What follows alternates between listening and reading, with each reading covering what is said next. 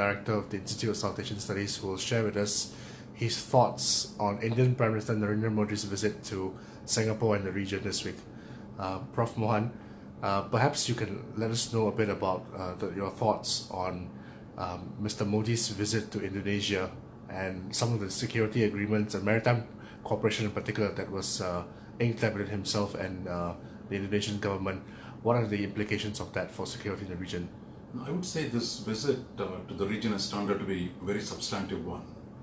That there was an opportunity that arose to go to Kuala Lumpur between his travels to Indonesia and Singapore. Because of the political change there, I think Prime Minister Narendra Modi had an opportunity to connect with Mahathir Mohamad. Here, I think the Indonesia visit has been planned for a long time, and we've seen a significant upgradation of the relationship between India and Indonesia, because I think there's not been historically, barring for a short period in the early 1950s, there's been no real connect between India and Indonesia. Now I think both President Jokowi and Prime Minister Modi over the last 2 years, have worked very hard to elevate the relationship, to lend greater substance to the ties between the two nations. And we saw in Jakarta the announcement of a comprehensive strategic partnership, and central to which has been the idea of a joint maritime vision for India and Indonesia in the Indo-Pacific region. So that was a very substantive visit. In Singapore, of course, India has had a long-standing, solid partnership with Singapore. And what we've seen this time, a focus on technology, attempted to link Indian startup community to the very vibrant innovation that takes place in Singapore. And we've seen this attempt at linking the digital wallets of the two countries, RuPay card in India and the Nets card in Singapore. So I think again here there is a new dimension to the relationship. But of course the most important thing, at least for the international audience, is really the Shangri-La dialogue, and that's where the Prime Minister is going to come and speak tonight. And I think there is an expectation that it's going to be a very important speech, because this is really the first time an Indian Prime Minister is addressing the Shangri-La dialogue. Thank you. What do you think Prime Minister Modi will touch upon in his address at the Shangri-La dialogue?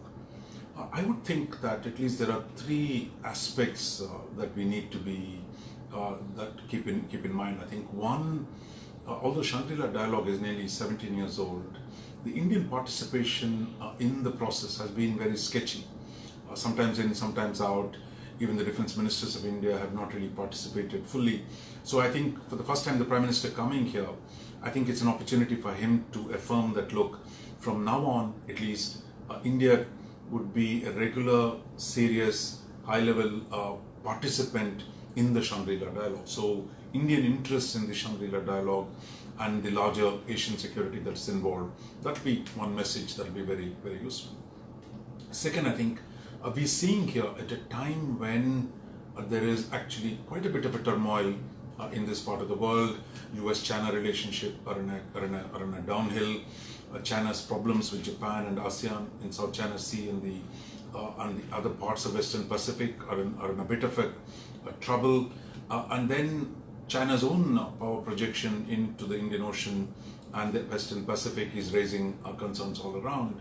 So I think for the Prime Minister, it's an opportunity to express India's view of what is happening in this region and how India reads the situation. Because in the past, it did not really matter what India thought about this part of the world.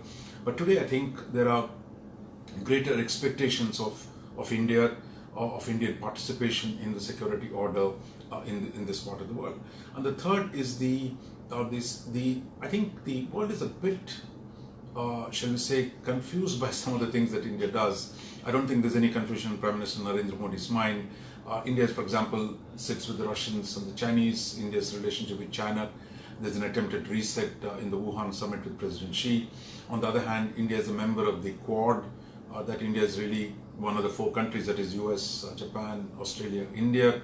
So where exactly does India stand? I mean, is this a repetition of the non-aligned policy, or India has some clear objectives here?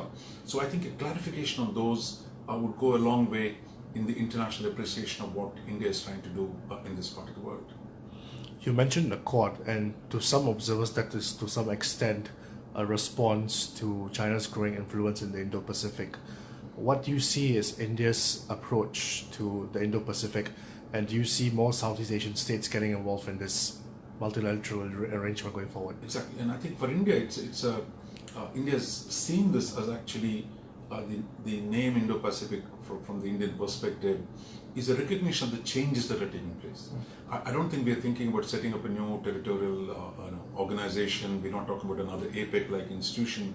Essentially, what idea of Indo-Pacific does is, one, that it sees China's larger role in the Indian Ocean. China, like all the other great powers in the past from the West, it is going to be an actor in the Indian Ocean. So China's footprint is going to grow. Similarly, India's interests in the Pacific have grown. So India wants to be a player in the Pacific.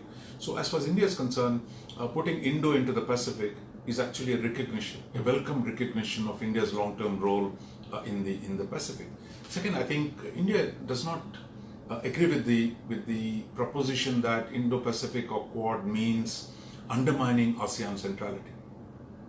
For India, there is a real genuine stake in making sure, or in ensuring that ASEAN remains the critical player in structuring any security order in this part of the world. So for India, a strong ASEAN makes it easier for India to play a larger role in this part of the world. Third, I think, is the question of connectivity.